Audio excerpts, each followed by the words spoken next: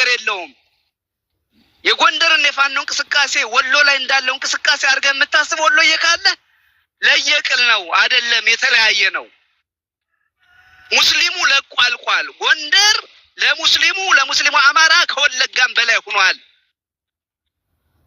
ሐሪማዎቻችን 5-6 ሐሪማ ኢልም ምናስቀራበት ከመተማ ጀምሮ እስከ ጎጃም ያለ ሙስሊም ወደ 100 ወረዳ ልጆቹን እየላከ ኢልም የሚተዓለምበት 5-6 ሐሪማ ፈርሷል።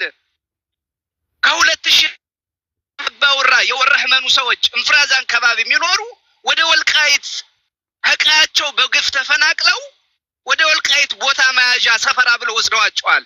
በጉልበት ከፍቶቻቸውን፣ እርሾቻቸውን፣ የንብቀፎቻቸውን፣ ፍየሎቻቸውን፣ አዝመራውን እንዳለ ተወርሰው ብትመጡ ከዚህ ቀዬ በግንባራችሁ ነው ጥይት የምንለቅባችሁ ተብሎ በማን በአካባቢው ማህበረሰብ ብልጽግና ነው እንዳትለይ። ብልጽግና ወርዶ እርሻውን እያረሰው አይደለም። የነዛን ሰዎች አሁን ላይ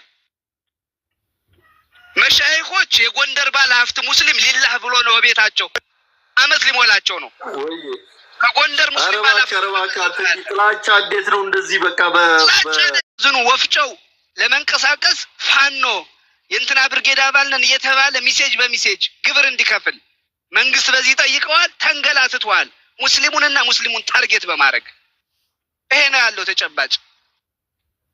ነው ወሎ ላይና ጎጃም ላይ ያለውን ተጨባጭ አላውቅም። ጎንደር ግን ወለጋ ሆኗል። ለሙስሊሙ ተሰዷል። አንድ ወረዳ ወደ አንድ ወረዳ አቅም የሌለው ሰው አዲስ አበባ ለመኖር አቅም የሌለው ሰው ህዝብ አማራ ክልል እየተደበቀ ነው ህይወቱን ለማትረፍ ልጆቹ እንዳይያዙበት። የመስጊድ ኢማሞች እየታፈኑ ነው። የመስጊድ ዘበኛ ሳይቀር ነው ልጆቹ የሚታፈኑበት ሙስሊም ስለሆነ ብቻ። ልንገርህ ተጽፎ አረብ ሀገር ማን አለው? አሜሪካ ማን አለው? አውሮፓ ማን አለው? ማን ምን አለው? ሙስሊም ወዛ አካባቢ በንግድ ነው የሚታወቅ። የክርስቲያን ነጋዴ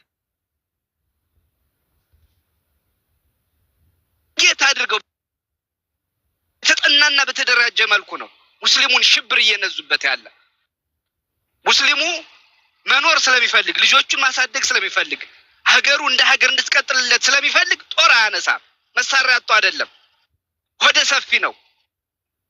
ይሄን ችግር እንኳን ወጦ መናገር በግልጽ አይችልም። ጥቃት ይደርስበታል። ይሄን ተናገርክ ተብሎ ታፍኖ ነው ያለ ጎንደር ሙስሊም። ቀላል አይደለም። ጎንደር ስለ ጎንደር ከተማው ብቻ አይደለም፣ 50-60 ወረዳ አለ። ከመተማ ጀምረህ ጭልጋ፣ ቆላ ድባ፣ ጨዋሂት፣ አዲስ ዘመን፣ ወረታ ይሄን ይዘህ እንዳለ በጣም 50